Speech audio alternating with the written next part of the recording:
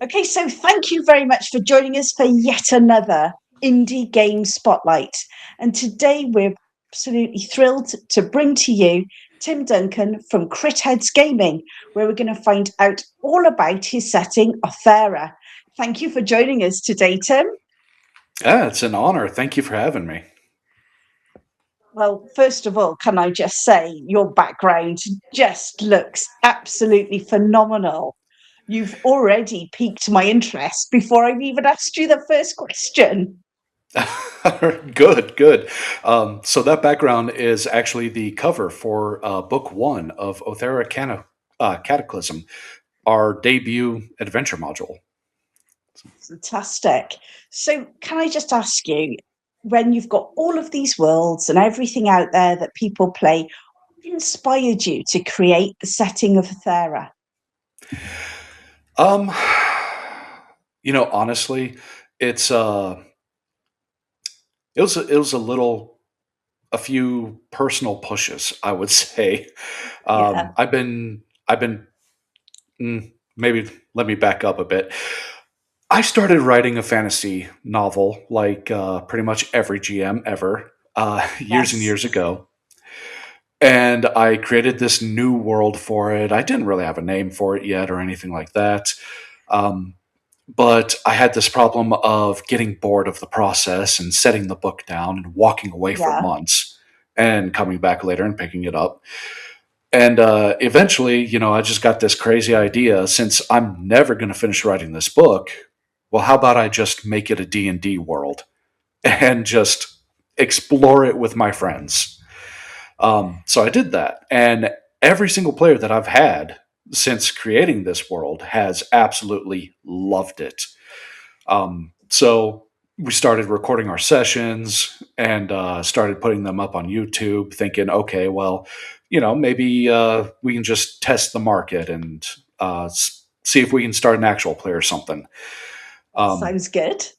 yeah, and that's how I wound up joining X because I was like, okay, well, if I'm gonna, try to create an actual play, let me go ahead and try to market it a little bit. And through my connections on X, I discovered that there's actually a hunger for settings. So I was Yes, like, I absolutely agree with you there. There's an absolute need and desire to explore new worlds.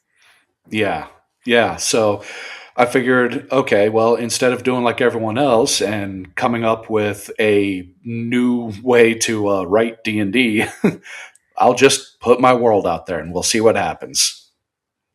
That sounds absolutely fantastic, and we're really pleased you have done. And when we were chatting earlier, you mentioned that it will actually work with, you've made it very much system agnostic, so it will work with multiple systems.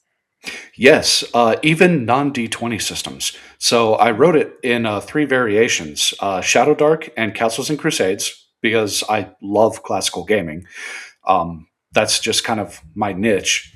But I also wanted to reach every audience out there. And in fact, our playtests have been in 5e. And that's Oh, just because that's what my players were more familiar with. So I figured, okay, well, I kind of have to convert it to Shadow Dark from 5e. I don't want to write it in 5e because of Wizards and the way that their third party publishing is written. It's not, yeah, yeah, I completely get yeah, that. It's you want to write it in a way that keeps it completely outside of anything that be classed as Wizards of the Coast control, don't you? exactly, yeah. So I figured, okay, well, since I can't write directly for 5e, which is, let's face it, the major market share, Yeah. I can at least figure out a way to do some kind of system agnostic that's easy to convert. So what I settled on was a 1 to 10 scale, with 5 being average. So the GM looks at, I've got defense, health, attack, various different things like that, and that's on the 1 to 10 scale. So if you have a party of 3 that's level 3, then you see a monster that has a health of 5.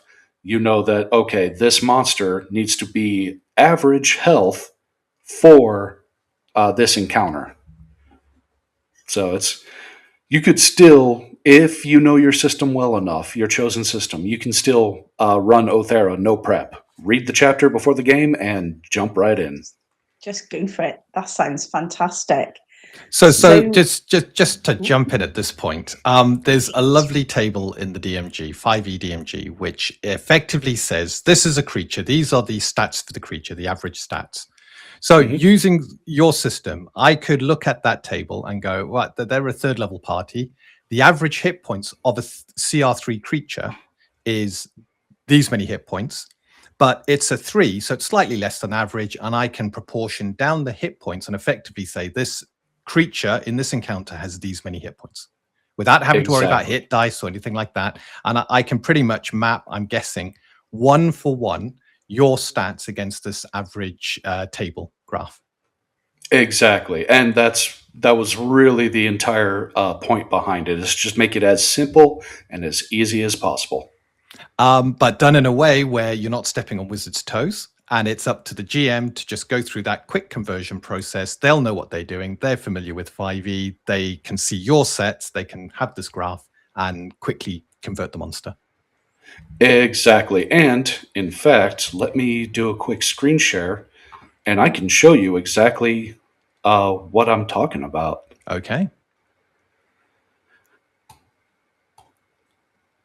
Okay. So you should be able to see it now. This is the bestiary in the back of book 2. Sorry, hang on. Just bringing that back in.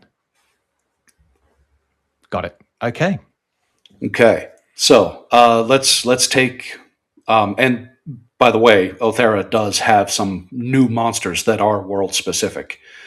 So let's look at the Abyssal Octarch, because that is one of those monsters.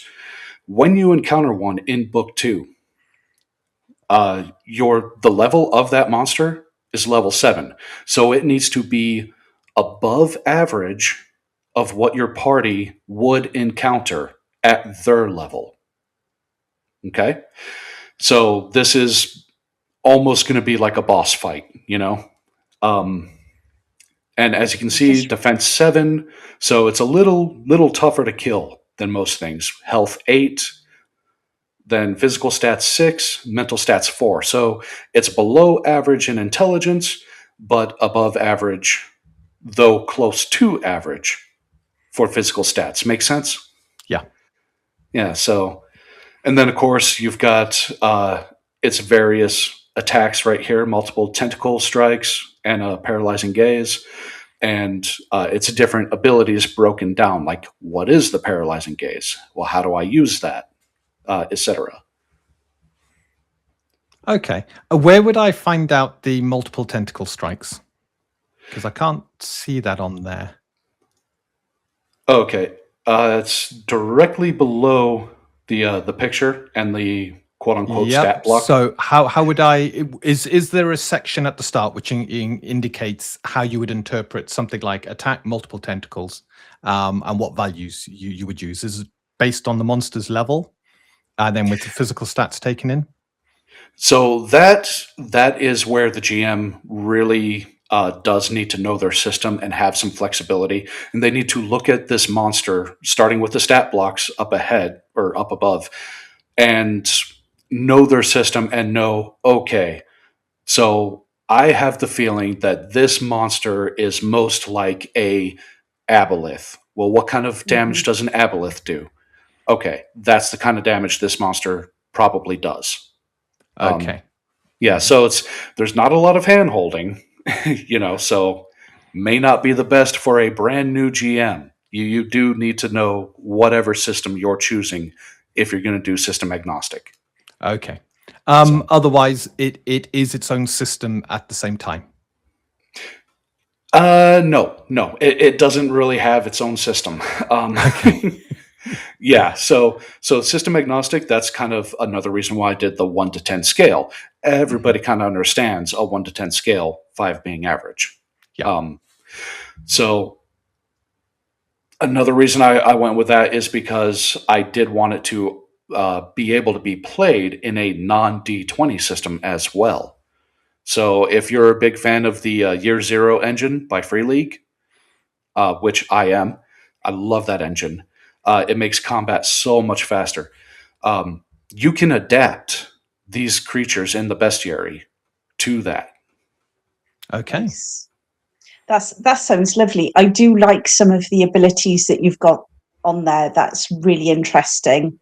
I think that ink cloud sounds quite nasty, and I wouldn't want to go in the water as a player if there was one of these lurking around. I can tell you that. I like that. I think it's very, very interesting. But tell me a little bit more about your setting and your world. What can I expect if I'm there, brand new player in your world? What can I expect? So Aoethera itself is it's a steampunk meets sword and sorcery world, and what you should expect is um, a little bit of body horror, um, a dark, unforgiving environment that Okay. will push you either to your breaking point, your character, I should say, or push you into being a hero. So Nice. there's not a lot of room for middle ground here. The environment is meant to be just catastrophically dangerous. Um, when we were playtesting in the beginning of book 2, there's an area where the party needs to make their way into the Tempest Mountains, and there's a weather generator in the mountains that's caused a lingering storm for the last few months. And they're trying to access where that weather generator is. And we almost had a TPK from lightning strikes. So it's like everything about this world is meant to be dangerous. I like it. We've got a similar approach as in a high level of danger with Untold Destiny. So I do think as a player, I want to feel challenged. So I really like that sound. Now, what I want to ask you about, is it a sort of tale that you go through, or is it a world that people play in? Which sort of camp would you lie on that one? So, and this is kind of the interesting part, and this kind of goes into what it is and what it will be. Cataclysm is a tale. You are buying a story. Cool. But that story is meant to introduce you to the world of Aoethera. Where we're going from here is a world to explore. So the way I've got this kind of planned out in my head is when there's a major shift in the world, I will put out a large campaign like Cataclysm, where you're buying a story. Yeah. In between is going to be what I call a season. And within those seasons, I'm going to put out small little adventures that are like 1 or 2 shots or maybe a few shots for your table to play. And it's different events going on within the world, all kind of at the same time. But as far as a story goes, that's up to the GM and the table. It's like these are Okay. different quests that are available. This is what's going on in the world for you to explore. Do it as you see fit. Like that. So as people are going through Cataclysm, can they sort of take different paths, and can the GMs sort of take them on different journeys? Is there side quests? Is it one main quest? How would you describe that? So I would describe Cataclysm as being a linear main quest with side quest potential. One, basically the starting area is a small town called Aspenshire, and there are basically cybernetic animals to the west and bandits to the east. To progress in the story, you absolutely have to deal with the cybernetic animals to the west because they're between you and the next town. But the bandits to the east, you don't have to. But if you don't, there are consequences, and those are written into the story as well. Like that. So it is primarily linear, but of course, it's up to the GM. If your GM, hopefully, your GM incorporates your backstories, and hopefully they follow what the party actually seems to be doing and lean into it, and then they can explore various different areas and create their own stories within the main story. Really like that. But I've now got a question. Sorry, I'm hogging because I've got player questions. Yeah, Dean, you can do your bit in a second. So I've got a question about, as a player, and as we said, it's system agnostic. How do you work fitting in those different backgrounds and the different player stuff into creating a character? Are there any additional steps that you expect your players to go through in order to prep their character for Aoethera? So what I would say is there's a good portion of the book. Let me do another screen share real quick. Ooh, exciting. I'll say you're the first guest we've had who's been quite happy to share their screens, and I think this works wonderfully. Oh, absolutely. Yeah. It's a good way of getting across some difficult to visualize information. And I'm so far very intrigued by what you've been saying here. Can't wait to get it. I just love that cover. Yeah, it's lovely. Thank you. I'm writing down my note about artwork in a bit. Okay, yeah. Artwork, right. I always scribble notes as we do this. So the background behind me is the cover for book 1, and this is the cover of book 2. So in the beginning of the Aoethera books, I actually have quite a bit. Let's see, it is...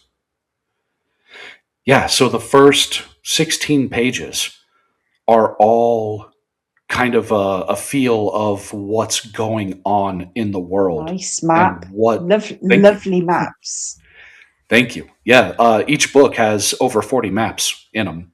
And yeah, it was quite a bit of work, but it was worth it. Yeah.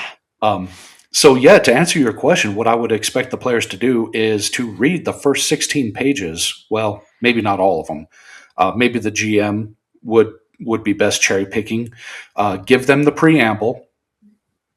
Maybe give them a little bit of the synopsis. And the preamble just gives you like a brief history of where Aoethera's at, where it's been. So yeah, I would just... I would give them the preamble and cherry pick information from the synopsis. Then maybe give them some of these pivotal locations so that they can say, okay, well, I want to be a elven fighter and I want to come from, I don't know, Malvik. I want to live somewhere near the Eld Bridge. So lovely. So you can feed that in. Do any of these locations actually provide anything additional for the characters, or is it thematically only? So, again, that's kind of at the GM's discretion.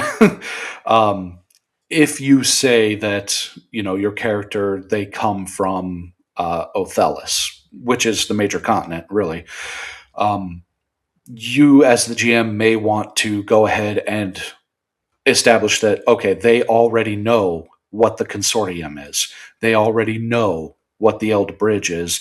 And maybe they know some of the monsters that are in those areas. Nice. No, I like that. But I also like the fact you're giving the GM some agency to make some decisions and to work closely with the players as they're sort of getting ready for this journey, which I think is beautiful. Thank you. Thank you. Pistols. You've got pistols and rifles. Ooh. Yes, Absolutely. I'm just about to Firearms. ask that big question, which is the stats for the pistols and rifles. Which system does that refer to? Okay, so this little stat block right here is for Shadow Dark. Okay. So as you can see, they are supposed to be extremely powerful, but because of that, the idea is that they're cost prohibitive. Like 18 gold for a rifle, that should be, in my opinion, that should be at least 3 months worth of pay. Yeah. Like it should not be something everyone has. You've actually got guidance on the economy of your system, of your world. Yeah. So a little bit. I give in Cataclysm, I give a little bit of guidance on the economy. And really, again, Cataclysm is just a rudimentary introduction to Aoethera. What I'm working on now, which I'm going to screen share again, it's not ready yet. So this is It's an exclusive. Exclusive. Yes. We are honored. We are. Thank you. Yeah. So I've put a few posts on X kind of teasing what I'm about to screen share. Let's see. Okay. This is where the meat and potatoes really come out. Ooh. So It's really atmospheric. Again, I'm still working on it. I'm still trying to flesh out a few things, but Aoethera Lore and Legends is going to be my next release, and here is where we're really going to get into details. So we go further into the history of the world, the economy. Nice. So as you can see right here, economy, regional variance, wages, prices, and world feel. So I think that's fantastic, because one of the problems I've always had with 5e is the economy just feels out of tilt, compared to the money you deal with, the wealth you deal with at first level, and as you go up, it just seems to be this exponential rise of treasure that you're constantly gaining, that by the end of it, you reach around about 12th, 13th level, you're finding tens of thousands of gold in treasure piles, and it just feels odd. It feels weird. It's downright broken. If you go, if you were to time travel back to medieval Europe and you drop hundreds or thousands of gold in one town, you've broken that town's economy. Yeah. So yeah. So in Aoethera, I wanted to give more guidance, and I wanted to make the economy a little bit more real. But of course, given its little fantasy flares, so like copper pieces are shaped like cogs, because steampunk, Yep.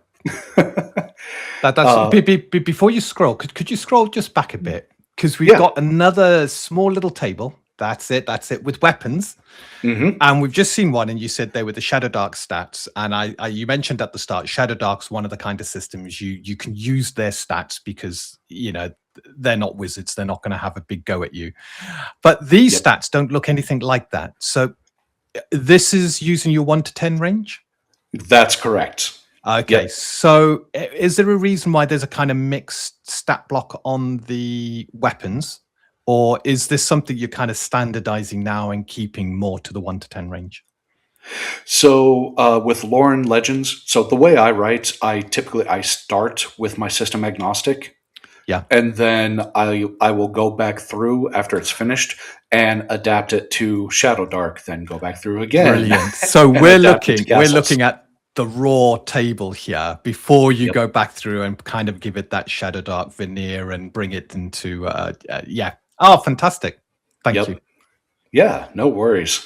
Yeah. And as you can see, there's a new addition You are no longer stuck to pistols and rifles. You got the launcher, which does the big damage. It's rating 10. Yeah. Fantastic. Yep. It was it was designed for dragon hunting. So nice. I like it. I like the thematics so far. Yeah. Thank you. But yeah, just touching back on the economy. So skilled laborers, such as blacksmiths, gunsmith assistants, steam boiler technicians, etc. If they work in a safe, stable area, this is their per day income, 30 to 60 silver gears, which is only 3 to 6 gold marks. So it really brings into sharp relief, this is the economy. If you give your players tens of thousands of gold marks, you're breaking the game. So yeah, they'll go to the local tavern. They'll basically buy drinks for everybody, buy food for everybody, and the next thing you know is the town's just got so much money, it just completely breaks everything down. I like the fact you've got an economy. I think that's really important. I also think it's what you need in order to drive people to actually want to go adventuring. As a character, you've always got to have a reason why you're going out adventuring. And a lot of the time it's because you want some money. And if you've got a really ridiculous economy, then there's no need. But when you've got that restrictive economy, it helps. So that's great. Now, and I also, I've got a bit of a hook as well. Factions and organizations. Very nice. Your players could choose to join one of these factions, and that will also give them motivation to go explore. So perhaps they join the Alliance Militarium, or even get conscripted by them. Or maybe they want to be on the other side of the war, and they want to join the Righteous Dominion and fight for their right to survive, essentially. So, and as you can see, almost every faction, I've got notable members, so just heroes of the faction. So, and then here we've got the Righteous Dominion, which is essentially an elven army. So those are all your sort of NPCs that you could potentially encounter, but it gives you an overview of what you've got. Yeah, so there's the faction itself, and then the heroes, the ones that are still alive, because some of them are, post-mortem, but the ones that are still alive, like Warden Lyra Thorogood, you could potentially meet her in world. So, and this just gives you kind of like what she's famous for. So what she's famous for, but of course, we all know that people can be famous for things that aren't actually true. So that gives your GM the sort of ability to change things and mix things up a bit, which I think is lovely. Yeah. You scrolled past an image that kind of took my attention. Have you got mice in the game as a race? Yes. There we go. I didn't see that. See, I had one of the cats prodding me, going, "That's my question. Is that a mouse? We want to go hunting." So there is an ancestry in this game called beastlings, and they are anthropomorphic people, or anthropomorphic animals, rather. Yeah. So basically, pick whatever animal you want it to be. You can be a beastling, and you can be anything. You could have anything from just the ears to straight up looking like that animal. So in Cataclysm, the adventure module that's out now, one of the NPCs you run into is an otterkith, and he's what's called a pure form otterkith. So he is about 3 feet tall, and he looks like an otter, but he walks on his hind legs, and he can talk, and he wears clothes. So, that's excellent. Nice. Sorry, carry on. Yeah. Well, I mean, I'm perfectly happy with diving into the beastlings a little bit more. That would be really cool. Oh, I see something I need to fix. You know something? I know that time. every time we open up our documents, every time we're doing something, we go, "Ooh, we need to fix that. Ooh, we need to." So Yep. we understand it's a work in progress. We know what it's like when you're writing. Yep. Absolutely. So yeah, I mean, there's you got a panther kith right here. He's pretty close to a pure form. And then this goes over essentially.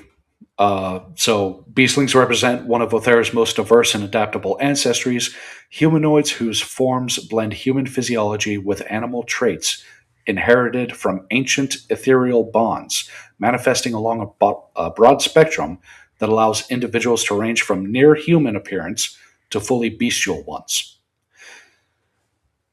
So, I like that. That's nice for people who want to play that sort of character. I think that's really nice.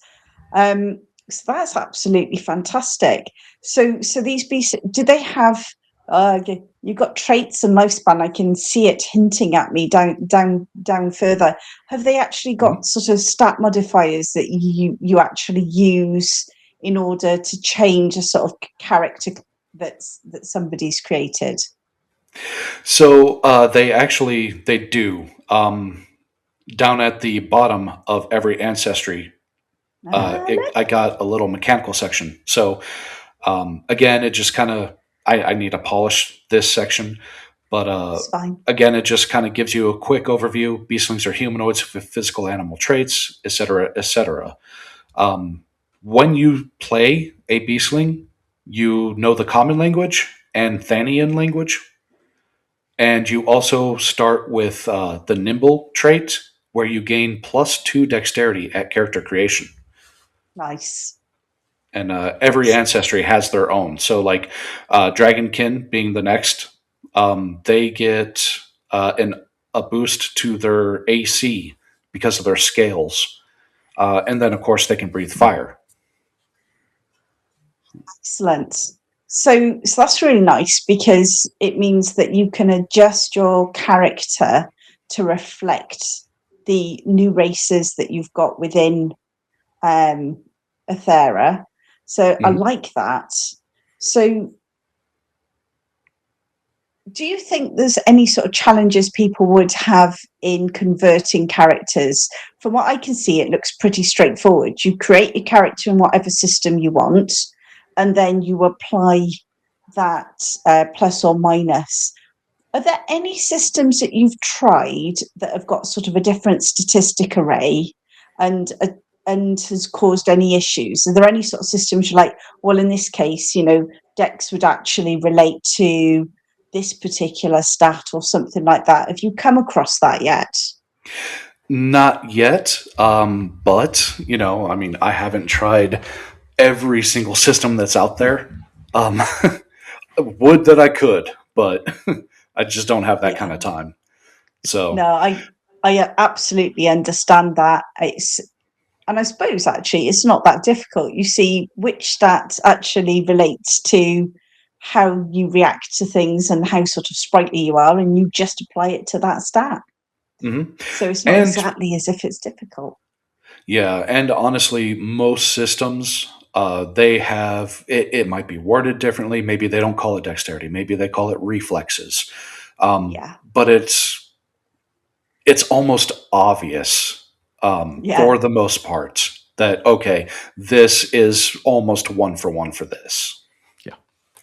Yeah. I would concur on that. So I'm going to look at Dean because I keep talking, and I should let him get a word in edgeways. Oh, I'm happy for you to continue guiding because you know how this works. We're going to get to some lovely mechanical bit, and I'm just going to be non-stop talking. Yeah, So he'll just get all his math rocks out, and then I that'll be will. it. Yeah, and I got a list of questions here, but I don't think it's appropriate yet to start asking them. But Oh, I'm look at enjoying that. this so far. I'm enjoying it. He's got his math stuff. I have. Okay. Okay, so I'm going to keep going then. So how when we look at your setting, we've got this story that goes through. I've already seen you've got quite a few islands on what you've shown us, and of course you've got the Aoethera, the main place itself. How populated would you class your? Is it very sparsely populated with small sort of pockets of civilization? Is there a vast civilization? How would you describe that? So that actually is in the beginning of Cataclysm. It lets you know that most of Aoethera is still wildlands, and your biggest danger is going to be nature itself. Having said that, almost every single continent does have at least one major capital city. For Cataclysm itself, the exception being Sutherland. Sutherland is still very much a wildland. You could think of it as pre-colonial US, or perhaps maybe very, very early stages Australia. That might be a better analog, honestly, because weather-wise, climate, geography, I did kind of base Sutherland on Australia. So the peoples of Sutherland, the Grokthar, they are nomadic tribesmen. So very, very sparsely populated and spread out there. But then you go that to name. Yeah. I like that. Thank you. Grokthar. That's really that sounds really cool. You know, I can't help it. I have to show off a little more. Feel free. Yeah, I think this is what this is all about. This is about looking at things, digging into things. You showing us what you've got. So the character on the cover of Lore and Legends, he is a Grokthar god. But all the Grokthar look like him. They are all inhumanly muscular, gray skin with orange tribal scarification. So, that's awesome.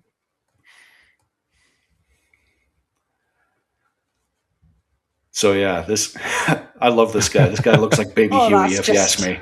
that looks quite scary. Yeah. So these are the Grokthar, and they're somewhere between 5e Goliath and giants. So they're usually about 7 feet tall. A good, just solid muscle. Yeah, we're talking about how you're system agnostic, and one of the systems I ran back in the day was Earthdawn, and Earthdawn had what were called obsidian, which were basically people made of stone, but they were big, imposing, dark-skinned, had runes and stuff around them. And I would guess if I was running your setting in Earthdawn's rules, this would be almost a direct one-to-one sort of conversion. You know, the Grokthar would be the obsidian, using their stats and attributes and adjustments and stuff like that. Is that kind of the intended? So I could take your setting and play it in my rule set that I love and be able to convert it quite easily. Exactly. That was exactly my intent. Yep. So the Grokthar, if you're in 5e, it's Goliath. Yeah. Play him as a Goliath. In the system you're talking about, yeah, in Earthdawn, it would be obsidian. Yeah. Obsidian. Okay. Yeah. I may have to look into that one. I haven't heard that one yet. So yeah, it's a FASA game. It was so basically, Dean and I, when we first got together and started playing, we were very much a second ed sort of camp. Mm-hmm. But then when we wanted a break from second ed, we used to go to the FASA game Earthdawn, which is very much quite along the same sort of track that you've got you coming out of a cataclysm, and that's probably where the similarity ends. But then they also did Shadowrun, which was very sci-fi. So I have to say that this would map over quite well to an Earthdawn setting, I reckon. Yeah, I think so. Not setting, system. Mechanics.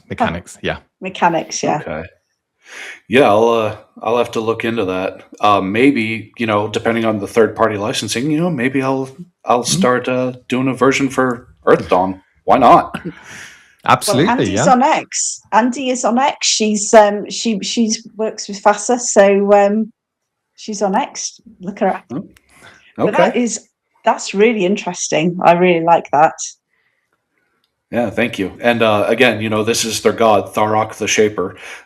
They believe that he basically created the whole world using one of the legendary forges that you can discover in Othera Cataclysm.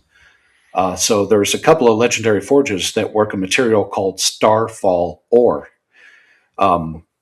So early on in the story, you end up going to these Starfall scars, which are basically caverns where meteorites, thousands of years ago, millions of years ago, struck Othera, and with enough force that they just kind of, and at just the right angle, that they just kind of burrowed underground, essentially.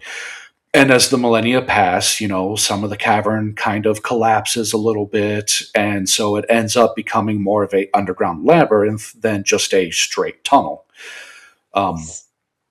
So you end up down there, and one of the resources that you find is called Starfall ore, and it's basically chunks of this meteorite, and nobody can work it except these two legendary forges. And one of them can create weapons with Starfall ore, and the other creates armor, and essentially magical weapons and magical armor. So I've got a question then for your Grokthar. Yeah.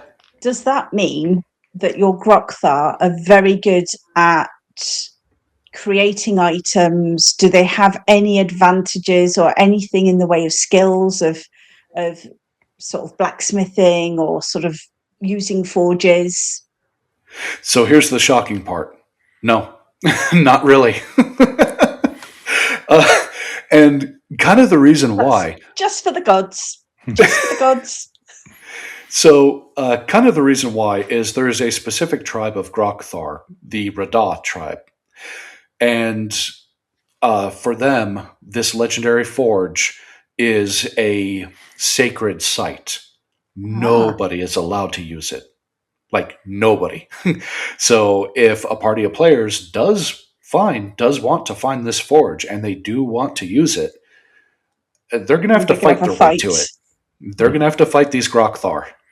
So the Grokthar almost start as bad guys. But then after the Cataclysm, that's when they kind of start to modernize. As something horrible happens, and they're thrust into modernization and reaching out to the rest of the world, essentially. And that's really when they kind of step away from being the bad guys, essentially. To draw a kind of analogy, it's similar to Star Trek VI, The Undiscovered Country, Praxis blowing up and the Klingons being forced to actually become diplomatic and join the civilized society, civilized races, instead of just wanting to kill everything on sight. Exactly. Yep. Yeah.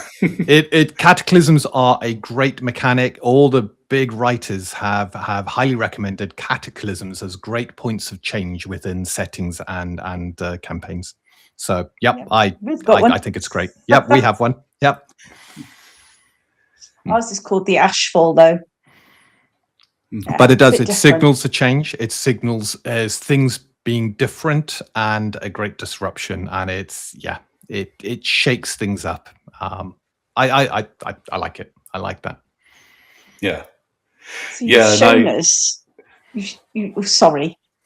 Go on. Oh no, I was just gonna say I didn't want to just kind of build the world and then turn it upside down. I wanted to kind of start with it upside down. So.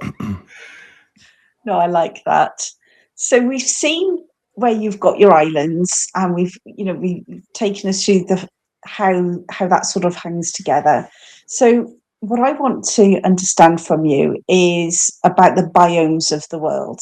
So if I think about, if you've got temperate, if you've got Arctic, if you've got what are the different biomes you've got within your world, and how does that work? Yeah, I kind of have pretty much all of it. Let me pull this up.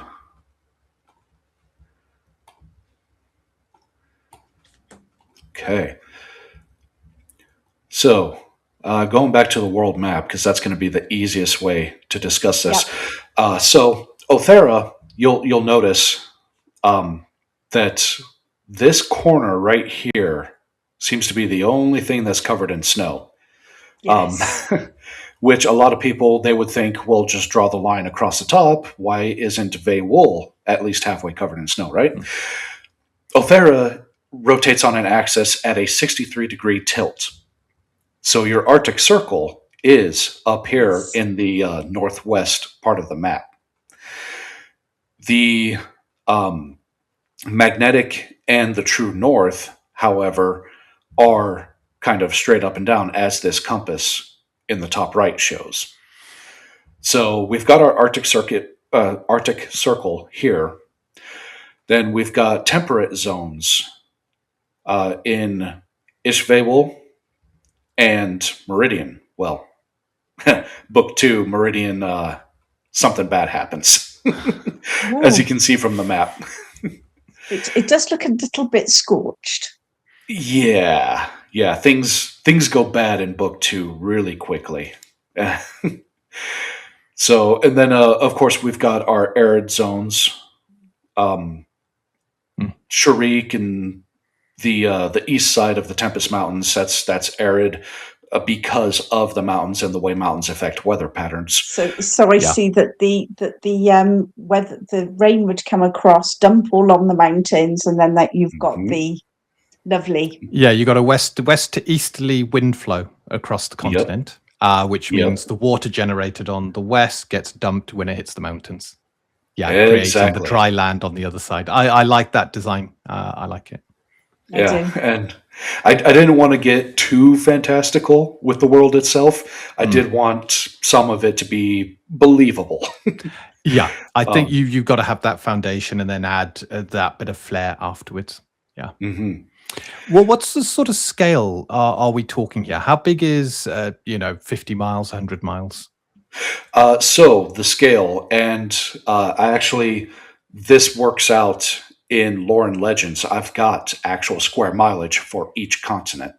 But for just quick reference, Othelis, this main continent right here, is almost exactly the same square mileage as India. So as you can see, this is actually kind of a small world. Yeah. It's not really that large. Still plenty of adventuring space, though. Mm-hmm. Yep. I think so. That bridge has caught my attention. Yeah. The Elf Bridge. Yeah. Yes. Yeah. So the story with that one is before the events of the Cataclysm, that bridge didn't exist, and each continent kind of had its own king. So humans were the predominant ancestry for Othelis, at least northern Othelis. In southern Othelis, there's the halflings. In Vey Wool, there's the elves. And up here in Ungar is the orcs. Aethel was just a wildland. It wasn't really populated at all. Sparsely populated, a few people here and there. But once it was truly discovered, there was like a bum rush to claim Aethel as their own and expand their own kingdom. So you had the elves in the east, the orcs in the northwest, and the humans came up to, where Meridian was. And so you mean that burnt out bit over there? Elves, orcs, humans. I have a suspicion. So the humans pushed the orcs out of Aethel and forced them to retreat to Ungar. And in the meantime, they were secretly building the Eld Bridge as their armies marched east to push the elves out of Aethel as well. And that led to the siege of Mulvik. Mulvik is a city right about where my mouse pointer is now.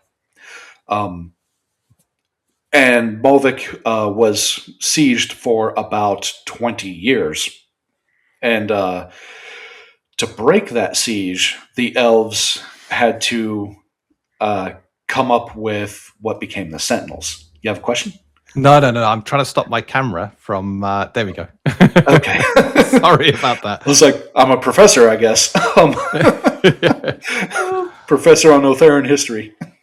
Yeah, we have to watch it on occasionally. If we put our hands up or something, the camera gets all excited and starts doing weird things. Yeah, So, it goes into navigation mode, so it tries to track you, and as you saw there, kind of drop down and then drop back up again. So I'm just trying to stop it doing that. Can I ask? Yeah, Athel. I've noticed the starfall scars in Athel. Is that why this continent is so important? So it is, to a point, resource-wise. Yeah. It's very important because of what's in there. So with that meteorite, along with the starfall ore, there's also a specific crystal called PTN 311. Now, meta knowledge, what your players may or may not know, and in fact, got a fun little story for that. Meta knowledge, it is a extremely energy dense power source, but it's also very, very volatile. If you put an extremely low current to it, it amplifies that current and pushes it out. Basically, like a giant step up transformer would be able to. But if you put too much, it goes thermonuclear. So early on in Cataclysm, one of the quests is to get a fist-sized piece of PTN 311, retrieve it for the Baroness, and deliver it to her trusted advisor, the Duke of Malvik. So you have to venture to the Starfall Scars, brave the caverns, gather this rare gem, and take it all the way across Aethel to Malvik, and things just go bad. Now, the fun part, when I was playtesting this, and of course, this is one of those little things that you do at your table, or you change it how you see fit. The fun part is my players decided they wanted to go to the library in Meridian and research this rock that the Baroness asked for, because, you know, the hair on the back of their neck stood up. They didn't trust her from the get-go. So as they're researching, every book that they found on PTN 311 and the Starfall Scars, I ruled as somebody took a black Sharpie to them all. It was all redacted. Oh no! So thanks for going through that. That's just been fascinating. So we've talked about how big. We've talked about the fact that you've got biomes. Is there anything special that you want to call out about your setting? And then I want to ask you a few questions regarding spells, because I'm thinking about spells and that lovely airship you've got. So first thing is there something special you want to highlight to us? Man, that's... Yeah, I know this one would be a brain tickler. Yeah, definitely. Gosh, there's just so many things. Dean says Again, that all the I don't... time. When we talk about stuff, like, but there's so much. If you could, because there's so much, could you sort of narrow down to maybe your favorite thing then? So my favorite thing... Okay. It's not in Cataclysm. It's in Lore and Legends, so it'll be in Aoethera moving forward. But during the Cataclysm, imagine, think of the world, and then put a thin blue gauze over it. Right, that gauze is the ether The ether is the source of all magic within the world. During the cataclysm, that ether got shredded and bunched. So moving forward after the cataclysm, before casting a spell, you have to roll a percentile dice to see if there's even any ether. So maybe you may not be able to even cast a spell because you might be in a dead zone. Or, depending on what the percentile dice says, you could end up in a hot zone where now your spells do double damage. Or if the ether is thin and wispy in that area, well, now it might do something completely random. It might actually have the opposite effect. Like if you cast a fireball, well, it might come out as an ice ball, or it might backfire entirely. It's almost like a little bit of wild magic going on there. Exactly. So that's brought me on to a wizard question. You see, you fell into my trap because anybody who hears me talk knows I love playing wizards. It is my most favourite class in the whole wide world. So when you were just mentioning then about sort of dead zones and things like that, I'm like going, well, what can I do when there's a dead zone? So have you got any mechanics or things or that wizards can employ in order to either cast spells, or do they have access to other things? So, for example, some sort of ranged weapons that they can use as well as being a wizard. So again, that is system and GM dependent. No hand-holding here. So the way I would run it at my table, wizards can use swords, and you better have a sword. Now, as far as like a bow and arrow, I probably wouldn't allow that because that's going to take too much time to master, time that you need to spend with your spell book. But a sword, yeah, you could use a sword.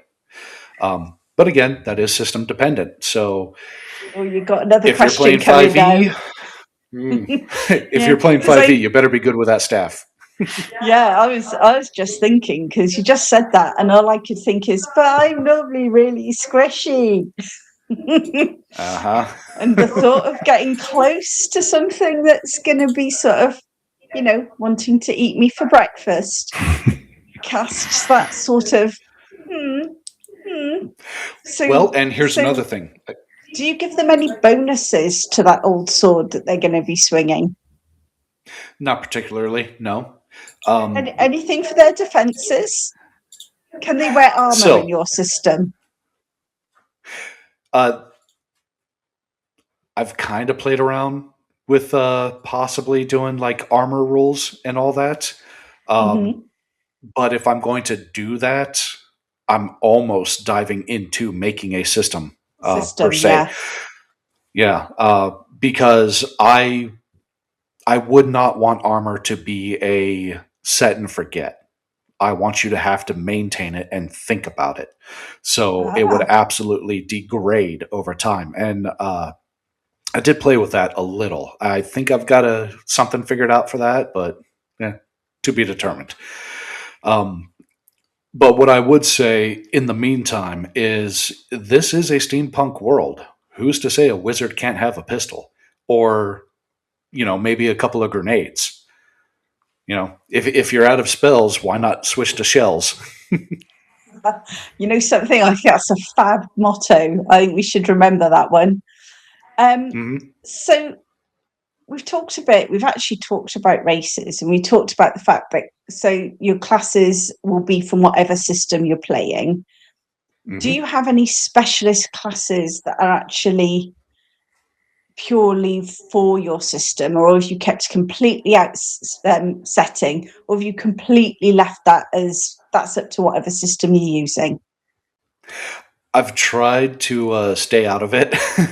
And whatever system you want to use, play within your system. No, that works.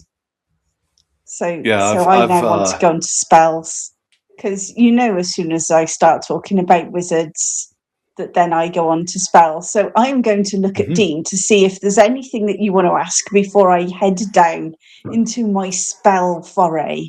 Just purely around, we mentioned armor, and it's around. So I'm using Castle and Crusades, for example, and I'm using that as the system, running your setting.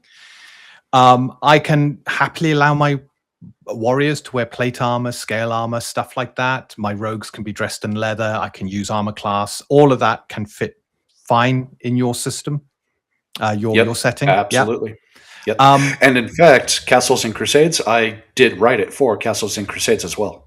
I made a note. You mentioned it right at the start, which is why I thought that's a good one to talk about. So this is where, when you talked about armor and coming up with something, you'd effectively be stepping on the toes of those systems, or the GMs who wanted to use your setting. You'll be giving them extra work, which is, all the armor and stuff that you have as standard. Well, it's all got to change because my armor rules now need to apply. Yeah, that's why I kind of stayed away from that. I can understand. I think that's a wise decision. But it was the same thing with the classes. I didn't want to do a Aoethera specific class because, well, how am I going to write that for every single system out there? I think that's a great approach, and I think as we now look probably at one of the most difficult areas, so people are using their own systems. But you mentioned that lovely word, steampunk and magic. And I'm sure this is where, Vicky, you're now going to come in on the magic side. But steampunk and magic. Yes. Do you want to talk about this, Vicky, and ask that important question? Well, I don't know if it's the same important question that Dean's thinking of, but how do you actually intertwine steampunk sort of theme with magic? And have you got any spells that break the sort of steampunk environment, or have you just used the spells that are with the system that you're using? So in your setting, do you have any special spells, or do you ban any spells? Lots of Nothing questions. is There's banned. 3 in 1 then. Can't help it. Yeah, no, it's fine. So nothing is banned. And also there is not anything special. So now, as far as how to rectify magic with steampunk and everything that goes on with it, just technology in general, we could say. Honestly, I didn't do anything with it. I want those two forms of power to just battle it out at the table. If your wizard is better than the gunslinger, if you're using my setting in Pathfinder, let's say, okay, great. Or maybe your gunslinger is actually better than the wizard. Awesome. It's got nothing to do with me. No. What's this? Something be better than a... No, it's not allowed. So I take it then, on the steampunk side, you haven't done anything special there either to elevate it. So if you're running Castle and Crusades or Shadow Dark, which typically don't have anything steampunky in them, and I don't even know whether they got firearms, and if they do, they're probably more fantasy-based, rudimentary. How does that steampunk rectify with those systems? So with that, it's really the reloading property. That's the best way to kind of nerf what would be a game-ending power, essentially, because firearms are no joke, right? So, so in Aoethera Cataclysm, essentially what you're using is a muzzleloader. So you can fire it this turn, but next turn you lose that action reloading it. You're putting the gunpowder in, you're doing the getting it all prepared. Now with Lore and Legends, I'm mixing it up a bit because technology advances, and now we're dealing with cylindered firearms, so you're going to get 6 shots before you need to reload. But the power on them, I've also scaled down a little bit to incorporate the launchers. In the launchers, you only get 2 shots before you reload. So really, that's the only attempt I really made at trying to balance firearms against magic. Magic, every single turn, you can cast a spell. Nothing changes there. Firearms, well, you can really only shoot every other turn. Yeah. And of course, you've got the stats. They are the Shadow Dark stats, which can be easily converted to like 5e or Castle and Crusades, very similar systems. Is there anything very steampunky? So, for example, you got the airships. That's classic steampunk. Love it. Is there anything else? Airships. Airships, yes. Did I say airships? I did say airships, didn't I? Yes, you did say airships. I did say. Stop panicking about saying airships. Airships, love them, love them. Strangely enough, Earthdawn had airships. Yeah, it did. Nice. Yeah. It did. Nice. So, is there anything in the rules other than firearms which gives a fantasy system more steampunk punch? I would say the Sentinels, which is one of the playable ancestries in Aoethera. Essentially, during the Great War, where King Bisdain, the elves, and the orcs were all fighting for Aethel, that was referred to as the Great War. Mm-hmm. During the Great War, the elves did not have the personnel that the humans did, and they were taking casualties really, really bad that they couldn't afford. So Dr. Vasilovich, an elven mad scientist, pioneered what was called the Sentinel program, where they would take the brains of mortally wounded elven soldiers, if they volunteered, and transplant them into mechanical bodies. So basically, if you're playing 5e, Warforged. Warforged, yeah. That's the first that sprung to mind. Yeah. And if for whatever reasons you're using the Rogue Trader system, that screams the Dreadnoughts from Warhammer. Yes. Yep. Yeah. So, yeah, again, trying to kind of make it so that whatever system you're playing, there is a 1-for-1. Yeah. That's really good, and it's quite unique as well when it comes to settings and the fact that you can just mix and match. Yeah, as much as you can, anyway. Aside from that, I do. Let me see. Let me see if I can get this screen share going again. Ooh, I do like a good screen share. Yeah, it's mostly been art that drives home the steampunk. Because again, I can't really dive too deep into mechanics. Because at that point, it starts becoming a system more than a setting, yeah. So you pretty much leave it up to the person who's running the game to decide how much, whether they could take a certain class. Let's get the screen share going. They could take a certain class. So, for example, they could say warlocks are kind of reflavored to be more steampunky, and their spells are steam magic or steam effects. And that's up to the person running the game to create that level of flavor. Exactly.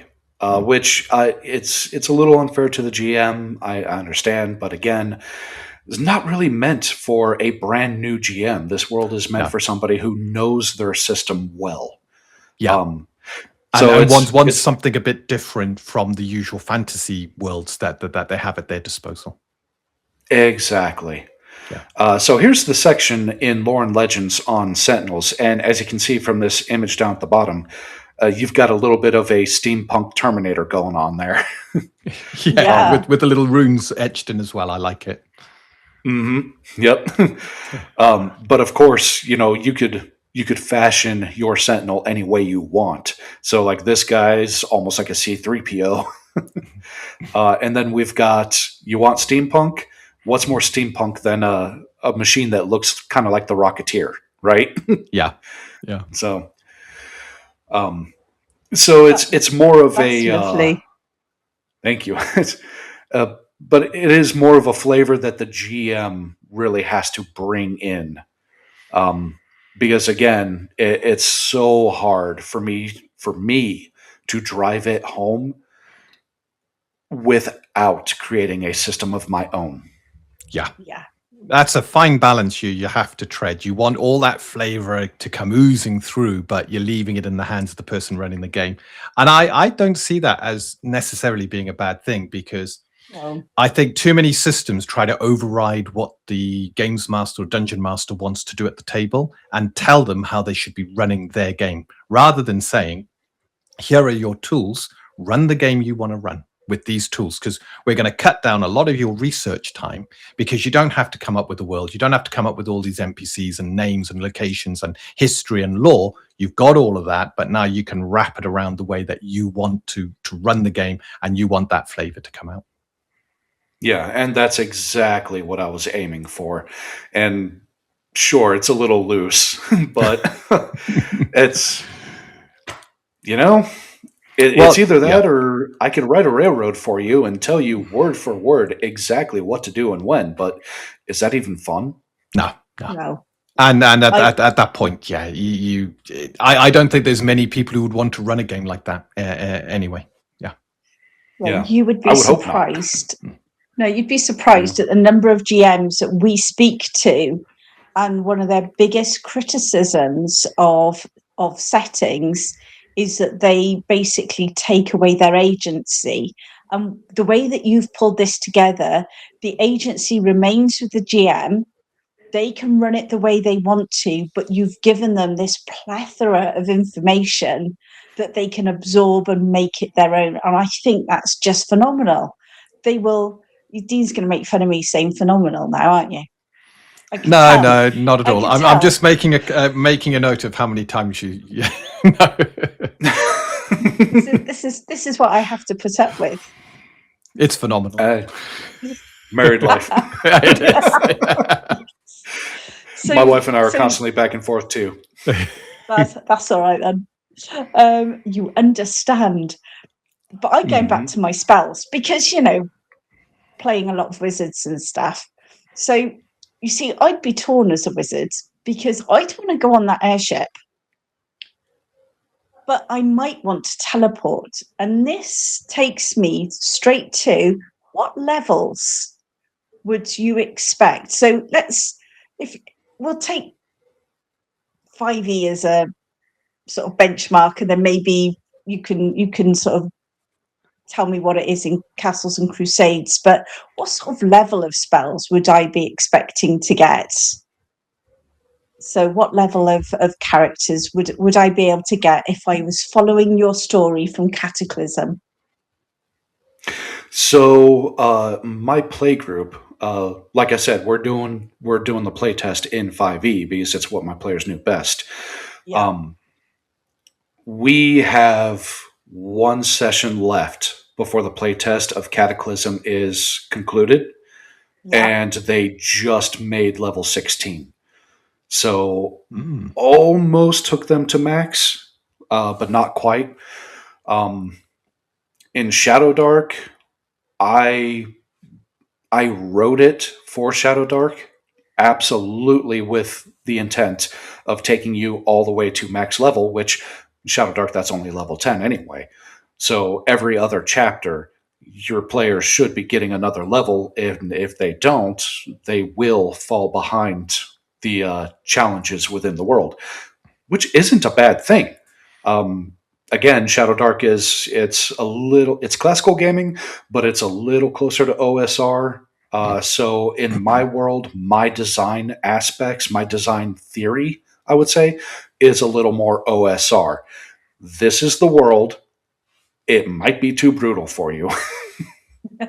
So sometimes it is, but that means, if I'm correct, that I would have stuff like teleport then. And I would, absolutely. And clerics would have things like divinations. Have you got anything in your setting that stops you using these, or is it nope? You can use them, and you can ignore that lovely airship, and you can just ping across the continent. Yeah. You absolutely can. That is completely at the GM's discretion. In fact, so my playtest group, we have a bard, And so he can do teleportation circle. And he actually did one Yes. on the airship. So Awesome. if things go bad on their continent, they can zoop, beam up to the airship and be in safety. So I like that. That. It's like go to a ship. But I'm guessing again, a lot of that control is put into the hands of the person running the game. They can look at your setting and go, do you know what? Teleport doesn't feel right. I'm not going to allow teleports for the reason that the Aether is this mismatched kind of Swiss cheese. And I guess you got two roles, actually. You got the role of I'm casting teleport. Is there enough Aether for the spell? And then where I'm teleporting to, is there enough Aether to support me rematerializing in that place, that location? Because there has to be a magical connection between the two.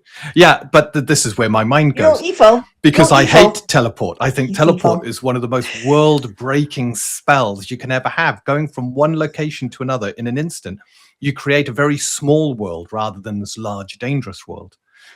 So for me, if I was running the same, there's something about the journey. The journey is it's the adventure itself. Even if that's on an airship, having to navigate, having to deal with all the problems that throws up, that is the adventure. I totally agree. For me, my pet peeve is flight. So 5e Aarakocra, I would not allow an Aarakocra at my game. No. And in fact, the beastlings in Aoethera, you can do a bird kith, be it falcon, eagle, whatever, but it's written in there in the section on beastlings that they are flightless, that their arms, they have developed in such a way that their bodies are too heavy for flight. And even if their arms are feathered, they're not wings. So they're a bit like the dodo. Then they just can't fly. Exactly. Yep. So again, using Earthdawn as an example, Earthdawn has a race called Windlings. I was about to do this. Yeah, small little creatures that are a playable race. So they're tiny, they got wings, they can fly. And in the Earthdawn campaign, every player went a Windling. So I had 5 flying people in the group. And since then I have banned flight. Never ever let us forget it. And he's banned every time we've tried to do anything. Yeah, I know someone will flight, say, well, you can always deal with it. You can always have these challenges, but you're then having to build and having to jump through hoops and having to, because flight is so overpowered. Can you imagine if you could fly in this world? And you almost can with the jetpacks and stuff you've got and the uses they can be put to. Well, I have not written jetpacks in. Yeah, but again, there's probably there seemed to be a little bit of lag there. I didn't mean to. That's okay. It was fine at our end. But you could take a magic item like the Broom of Flying and reflavor it as a steam jetpack or rocket that you kind of mount and fly around on, if you wanted to. Be cool. Now I've got this imagining. Yeah, you could, but that would definitely be a. That would be up to the GM. Yeah, it would be. Yeah. No, the one thing I love from what we've gone through so far is that it sparks the imagination. And I think that's so critical for players and for GMs, is that whatever they're actually doing, that it sets their imagination on fire, because that way you get more engaged, you actually get interested, and you buy into the story. And from everything you've described, from your maps through to how you expect, the history to go together, all of it gives you that sort of, oh, that's interesting. So I think it's really nice the way it all matches together. So if your Cataclysm is taking your players or your players' characters up to about 16th, the next one you've got coming out, is that meant for you to take your characters into and continue? Or is that meant for your players to say, nope, I want to play that one now, I want to play John? Right. So with Lore and Legends, it establishes that the game basically picks up 150 years after the Cataclysm. So you will have the chance to play a new character. But again, it's going to be season 1. So my plan is to put out multiple little missions that the GM can then pick and choose and interlink to make their own epic campaign. And they can make it go as long as they want. If they want to take you all the way to max level, by all means, please do. And what I mean by that is after the cataclysm, or during the cataclysm, I should say, a black tower kind of erupts out of the ground on every single continent. Ooh. Every single one of those towers is going to be its own little module. So you could go explore 3 or 4 of those towers, and you don't have to do them in a row. Maybe you want to go explore the one on Sutherland, and then maybe you want to go do an adventure in the pit and try to seal a breach as the denizens of hell are pouring out while you're in Sutherland. And then, maybe you go sell some things and catch a boat over to Yokai and then explore the Black Tower over there. So, yeah, the idea is world events that you pick and choose to react to create your own epic story. I do like that. And these world events, are they set to certain levels, or are they kind of created in a way where you can scale them up or down according to the party? So it's going to be a mixture of that. There are a few events that I do want to set within a level range. So I'm thinking, low level, mid level, high level. And, again, trying not to step on any system toes here. So I kind of have to do it in that open way. Yeah. But for the most part, I also want to figure out a formula, we'll say, to upscale or downscale. Nice. Yeah. So with like the 12 towers, for example, that's fairly easy. I could do like the first 3 towers are low level, and then the next 3 are mid, etc. Yeah. So that one's a little bit easier. But events that take place in like the pit, those need to all be high level. So what the pit is, if you recall our discussion earlier about the Grokthar, they had that sacred forge, the Cradle of the Gods. Well, during the Cataclysm, a sinkhole with a portal to hell, essentially, opens up beneath the Cradle of the Gods. And so now the Grokthar, and this is kind of what pushed them into modernization and civilization, the denizens of hell started pouring out of this sinkhole. So they had to reach out for help with the world. And an order called a monastic order called the Order of the Sacred Shield responded. So you could think of them as your Crusader Knights, your paladins. Nice. So they essentially dug in trenches around this sinkhole to keep the denizens of hell essentially funneled into their little kill zones. And this whole area has become called the Pit. So if you want to do an adventure in the Pit, my expectation is that you're going to be a high level or you're going to be food. Yeah. I like that, because to me there should always be things that characters go, nope, that's too scary. That's too scary. We're going to go over here. Yep. Because otherwise it just all becomes a bit beige, doesn't it? Now, I've managed to fill half a page already with questions just from what you've just gone through. Oh, okay. Yeah, sure. Because that's what I'm like.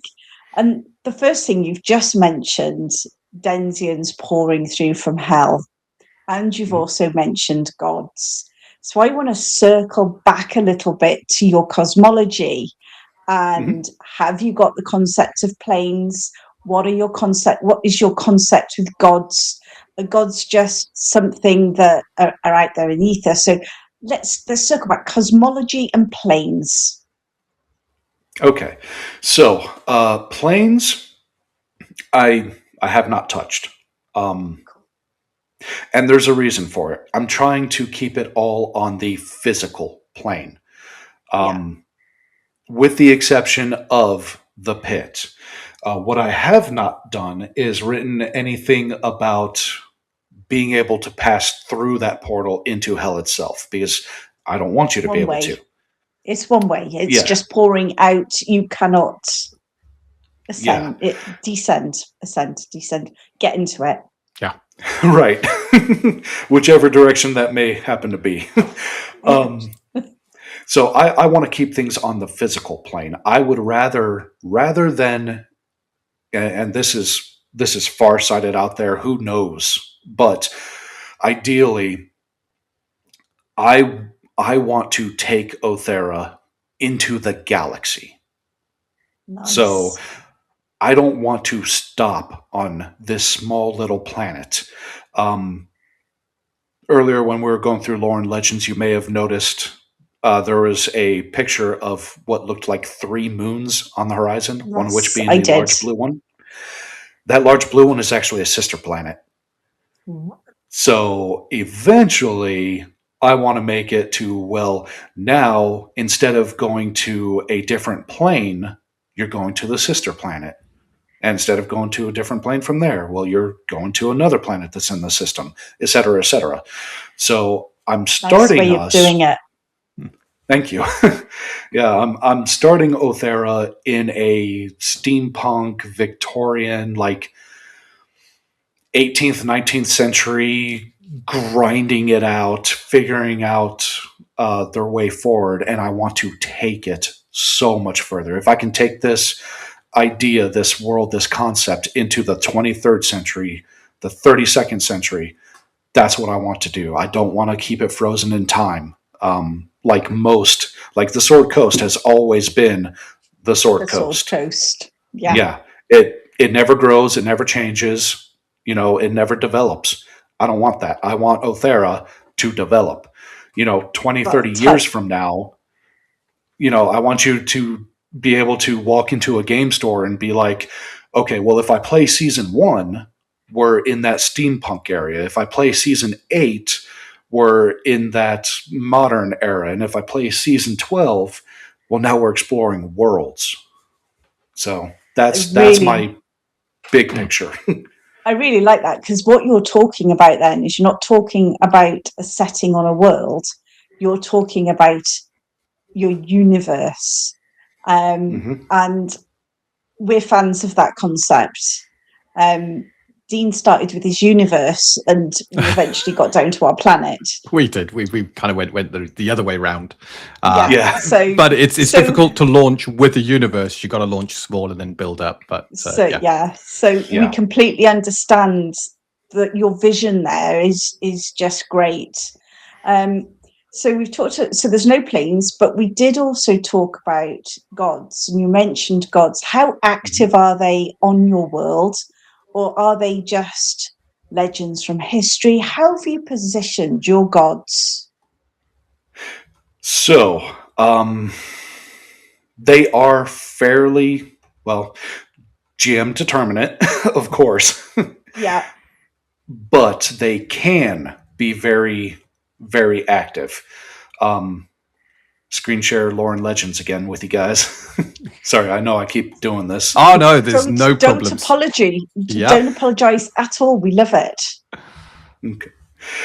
So, Aoethera, she's not really going to be too active in the world. What she is you could think of her as the ferryman.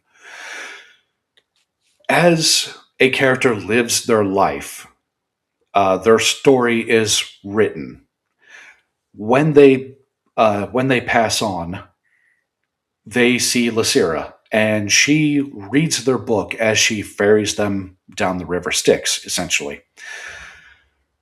And she doesn't just read their story, she reads like the motivations. And she decides, are they going to hell or are they going to heaven, essentially? So every deity has holidays and rituals. Every deity has symbols and signs. It is up to the GM to input those symbols and signs as they go. So if maybe there's an ominous scene in the story coming up and death is near, well, maybe the lantern outside of the inn, maybe it goes pale and starts producing a blue light as opposed to a warm yellow. And then there's Orin. He's essentially the god of the heaven, we'll say.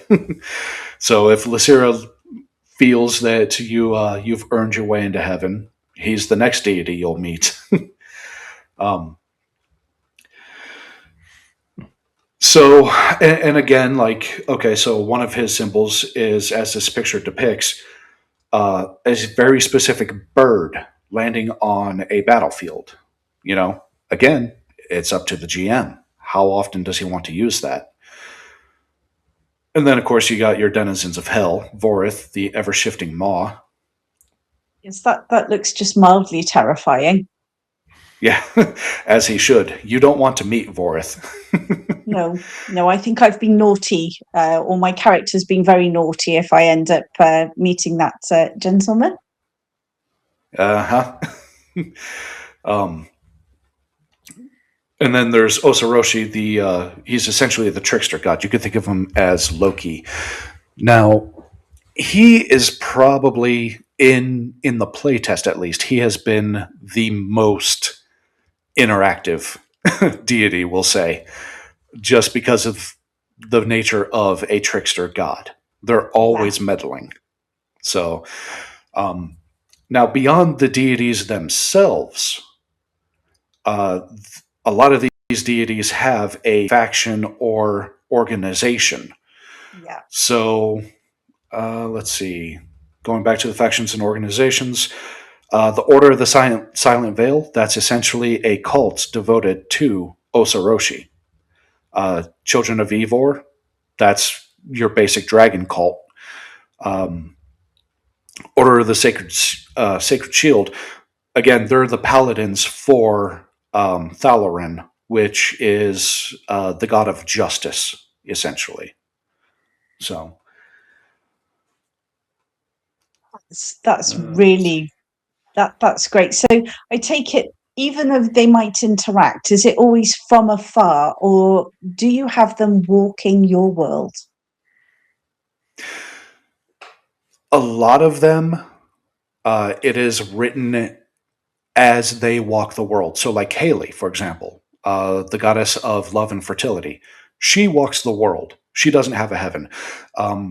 When you die, you basically you have the purgatory area where you meet Larissa. So she does not walk the world.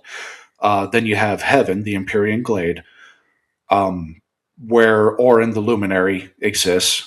Or you have the Abyss, where Vorith, the ever-shifting maw, exists. All the rest of the gods in the pantheon, they walk the world. So it's highly encouraged for GMs to have them have a very active role. So let's see, that's 1, 2, 3, 4, 5, 6. Well, 5, we'll say. Gorvax is a little bit different. So there's 5 deities that should absolutely interact within Aoethera, if your GM so chooses. Now, Gorvax, I mentioned him. He's a little bit different. He's essentially an orc god. His story is he started off as a war chief, and he led his war band into the heavens to make war with Thalorin, the god of justice, and he defeats Thalorin and casts him down to Aoethera. And so the orcs believe that the Starfall Scars wasn't a meteor. They think that was a god, that their god threw down to the the mortal world so that the orcs can torment them as well. So I take it then that the abyss is essentially your hell, and then where they went up to, so here where they went through and they cast off Thalarin, that's essentially heaven. So the Empyrean Glade is essentially heaven, and that is ruled by Orin the Luminary. Thalarin is the god of justice. He walks Aoethera. Wow. So this little mythology, we'll say, this is what the orcs believe. So, like everything, just because they believe it doesn't mean it actually happened. Exactly, and it is contradictory to all the other deities. Yeah. Which, again, that's not a mistake. It's because this is what the orcs believe, and the orcs in Aoethera are slightly smarter than chimpanzees. So there's actually a section in Lore and Legends, the Undgar section, where it discusses orcs and orc society. And it literally, I took the hierarchies, the chimpanzee societies, and just changed the word chimpanzee to orc.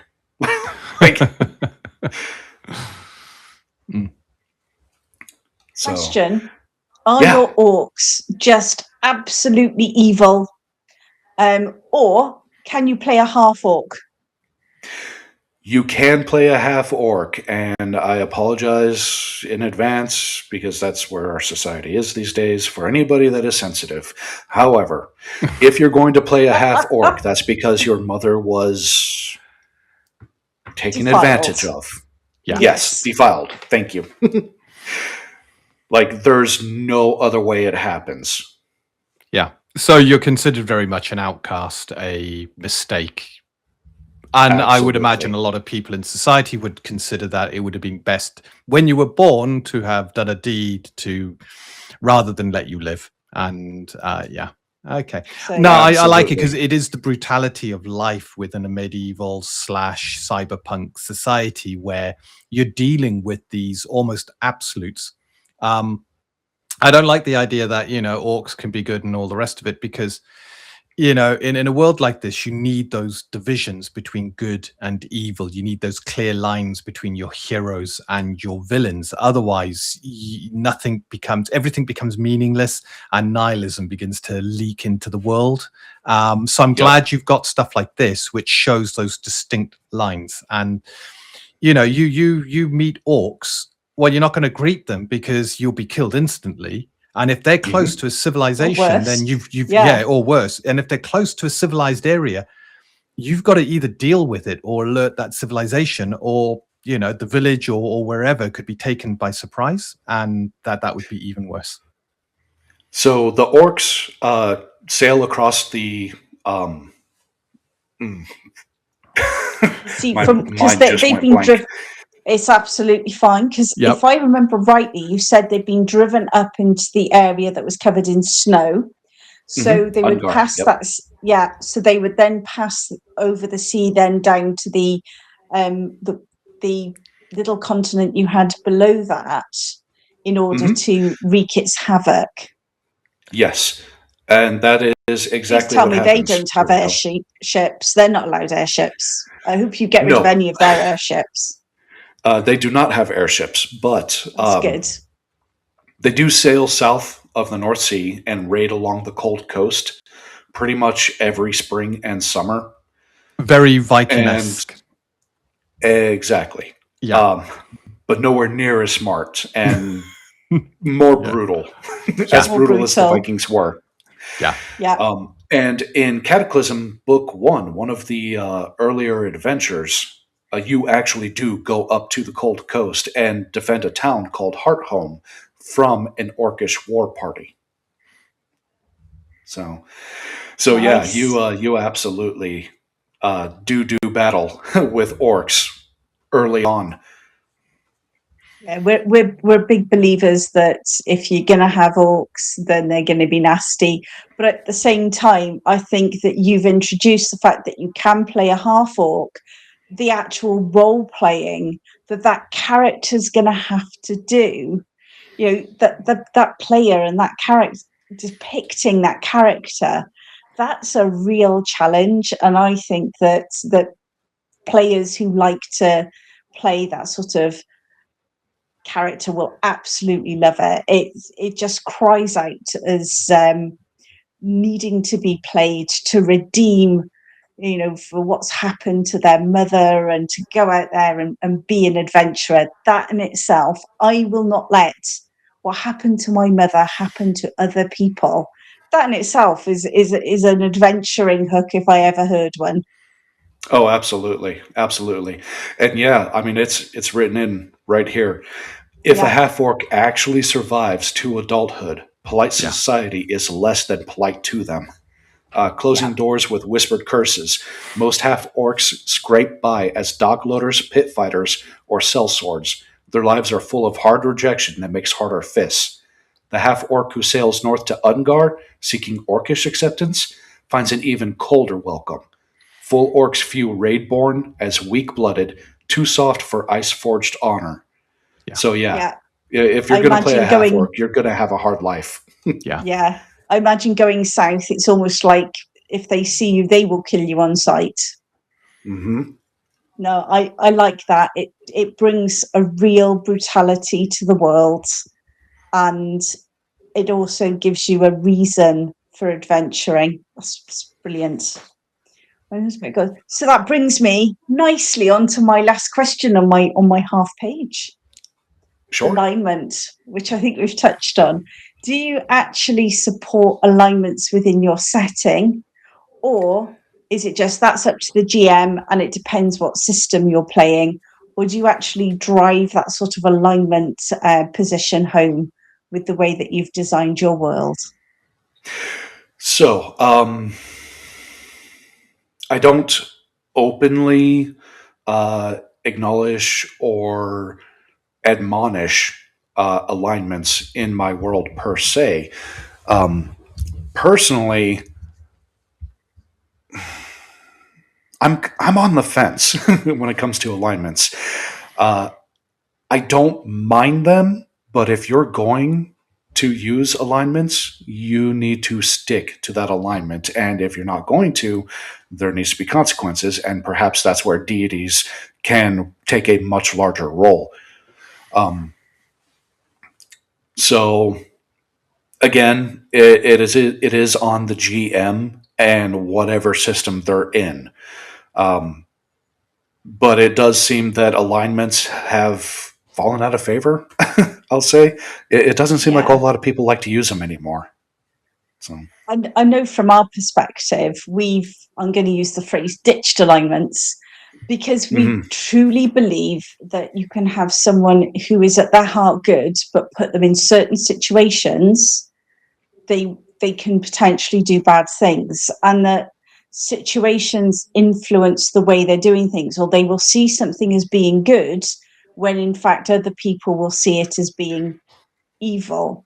So sometimes it's from perception. And whereas we've kept to having things like tenets for our religious characters, we're very much the fact that you play your character, you don't have to be strict to an alignment. So Yeah, yeah, I think it has fallen out of favor, but some people love it, and if they want alignments, then play with alignments.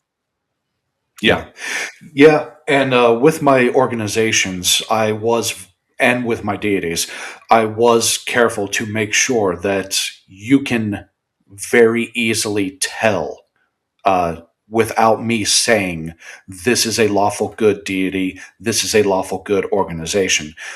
You Yeah, can easily tell. Like if if you want to join a thieves guild, the Merchants to Concord God. of Duskwillow, yeah, you're not going to be able to do that if you're a follower of Thalarin, you know.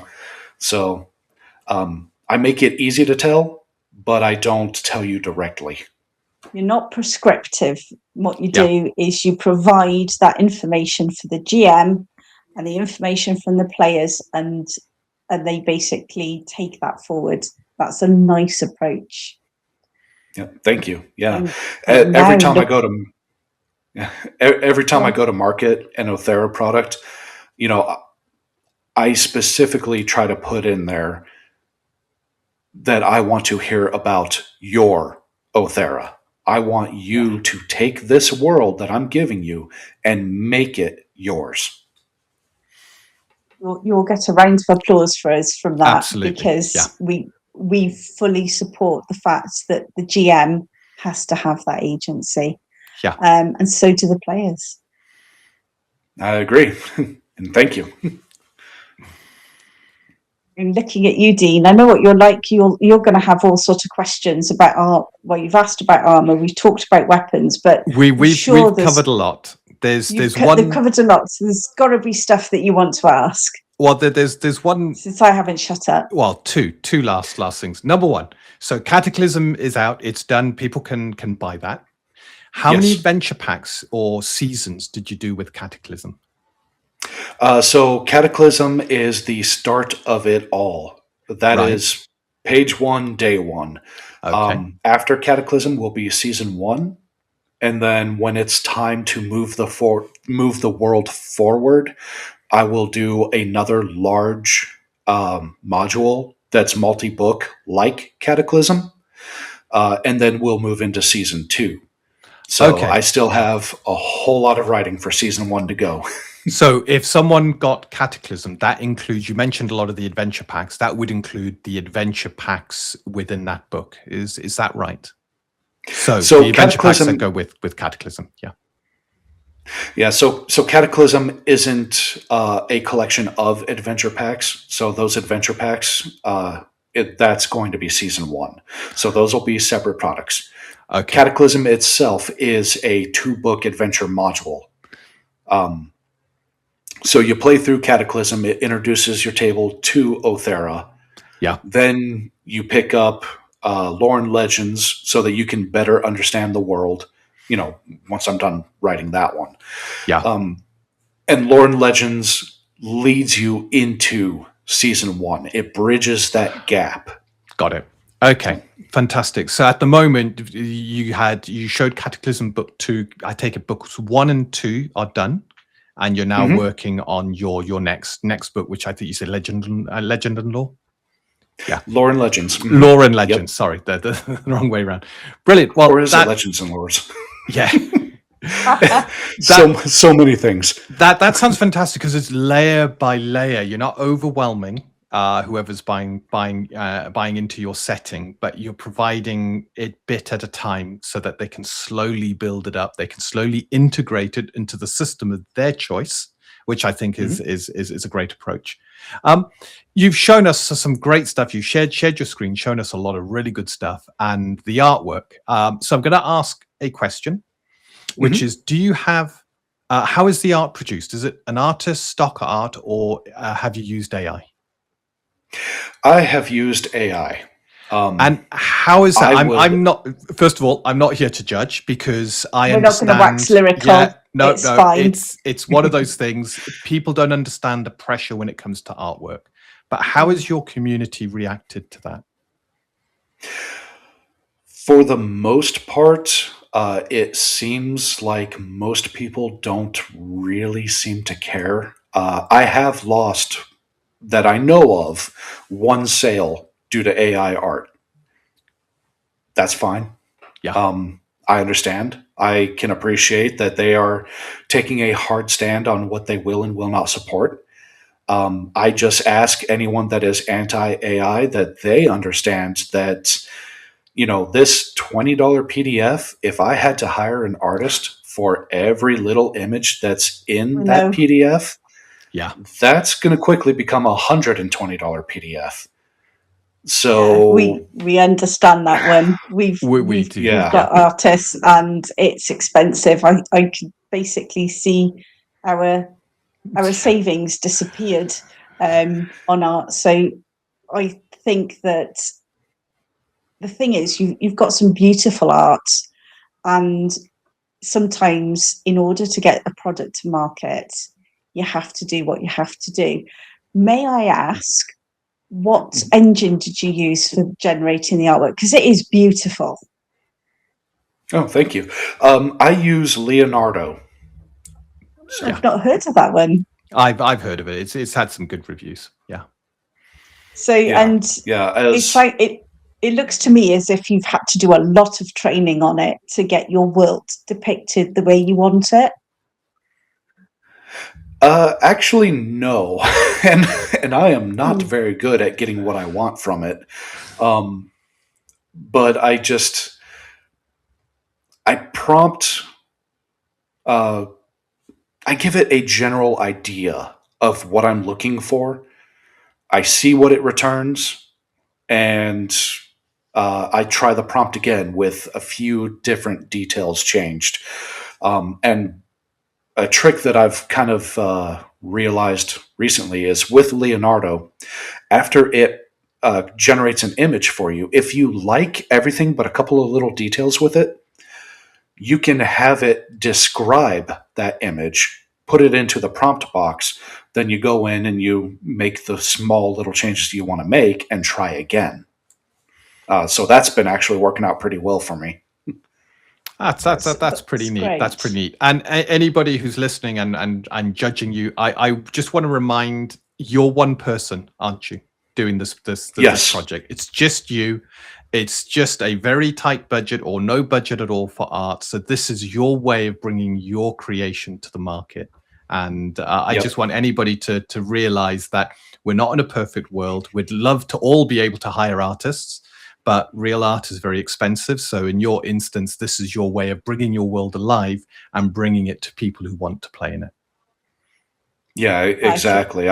There's two artists off the top of my head that, man, if I had a Wizards of the Coast budget, I would absolutely hire them in a heartbeat. But I don't. So I can give you, I can either give you the content and hope that you forgive my machine-generated art, or we can all do without. Yeah. And I would rather put it out there. Exactly. I think the world is going to be a far more boring place if only the corporations brought their products to market and us small independent creators were barred from bringing our amazing creations. I think the world's much richer with the whole diverse set of thoughts and ideas and images that go into creating these amazing worlds and systems that we've been doing these interviews for. So yeah, thanks for sharing about that. Yeah, of course. Yeah. I think it's like everything. Sometimes people like to be contentious for the hell of being contentious, and I have a look, at the different styles of games out there. And you're right. If you were putting out exactly the same game, but you'd hired 5 or 6 artists, it would cost an awful lot more money for your end user. So completely understand why you're using it. So all I can say is that you've done really well on the because that airship is stunning. Yeah. So the airships, I did not do. I commissioned his handle on X was Echo 1. He used AI, obviously. But the airships I did not generate. So in the backs of book 1 and book 2, he is in the credits, of course. I think he's changed his handle, though. Either that or maybe he quit following me. Oh, I don't know. But either way, I haven't seen him on X in a while. But yeah, he did the airships. He did the cover art for me. And then it was after that I got a subscription to Leonardo and started playing around with it so that I could have, control, a little more control. So no, I understand that. Well, all I can say is well done for that. Now, I'm going to ask Dean, have you got any more questions? No, I do not have any questions. I think I've covered everything from my side. Yeah. I'm just double checking my pages. So I haven't got anything specific, but what I do want to do is to open up the floor to you. Is there anything we haven't touched on that you want to tell us about? This is your game. You tell us whatever you want about it. Or do you think we've covered it enough? And maybe when you've got to the point where you're ready to launch to actually put your game out, your next iteration out, do you want to do another one? I think we covered it all really, really well. And yeah, I would absolutely love to come on and chat with you guys again.